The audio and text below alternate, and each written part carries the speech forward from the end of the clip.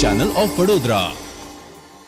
નેત્રંગના અગ્રણી સ્નેહલ પટેલ દ્વારા નેત્રંગના ધારાસભ્યને આદિવાસી સમાજના હિત માટે ખાસ પત્ર લખવામાં આવ્યો છે। નેત્રંગ તાલુકા જાગૃત વકીલ અને નેત્રંગ નગરના અગ્રણી સ્નેહલ પટેલ દ્વારા ભરૂચ જિલ્લા સાંસદ મનસુખ વસાવા અને ઝઘડિયા વિધાનસભાના ધારાસભ્ય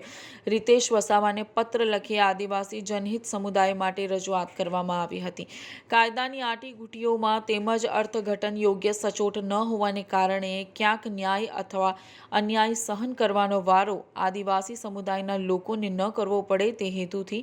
કોર્ટ ફ્રી એક્ટના 2014ના સુધારાની અંદરના અર્થઘટન અંગે અણસમજ હોય તે માટે આદિવાસી હોય પરંતુ બીપીએલ રેખામાં આવતા હોય તેને જ કોર્ટ ફ્રી માફી મળે, બાકીના તમામ આદિવાસી ભાઈઓએ કોર્ટ ફ્રી ફરજિયાત ભરવી પડે છે। તે બાબતની રજૂઆત લેખિતમાં સરકારને ધ્યાન પર લેવા માટે આપરૂપે આવેદનપત્ર મોકલેલ છે, જેથી આ વિસ્તારના કેટલાક આદિવાસી ભાઈઓએ અમોને આ બાબતની જાણ કરતા જેથી અમે આપને આ લેખિતમાં રજૂઆત કરી ધ્યાન દોર્યું છે। મારું નામ સ્નેહલ કુમાર નરેન્દ્રભાઈ પટેલ,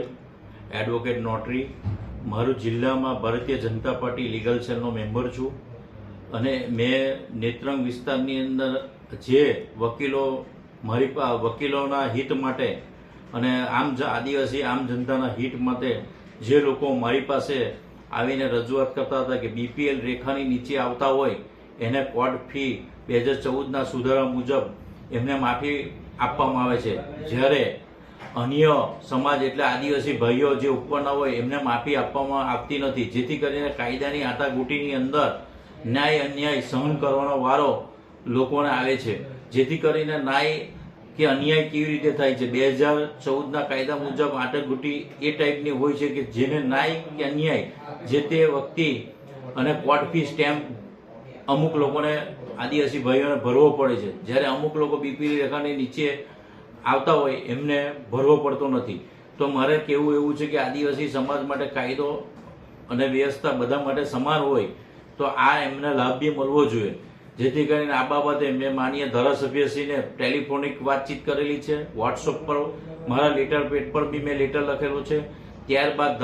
સંસદશ્રી ભરૂચ જિલ્લાના સંસદશ્રી મનસુખભાઈ વસાવાને બી મેં આ બાબતે ધ્યાન દોર્યું છે અને લેખિતમાં બી વાત કરી છે અને ટેલિફોનિક બી વાત કરી છે, જેથી કરીને આ બાબતે સરકારમાં યોગ્ય રજૂઆત કરે અને આ કાયદા વિશે ને આ જે લોકો આદિવાસી જનતાને કોર્ટ ફી સ્ટેમ્પમાં માફી મળે એ બાબતનું ધ્યાન દોરે સરકારશ્રીને, એવી મારી માંગણી છે। ભારત માતા કી જય, વંદે માતરમ, જય જય ગરવી ગુજરાત।